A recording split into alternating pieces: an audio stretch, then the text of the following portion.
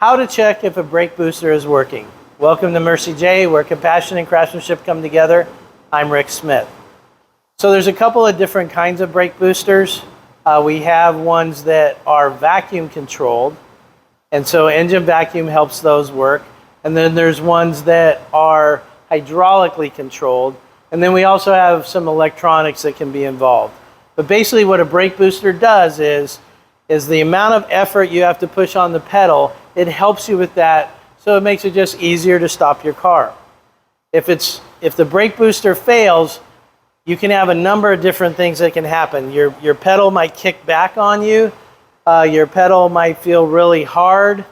So one of the quick, easy ways to test, but it's not a 100% test, is turn your ignition key on, turn your car off, so your engine's not running, the keys on. Pump your brake pedal. It should get really hard. Now hold your foot on it, start the car, it should sink. That's an indication that it is doing something.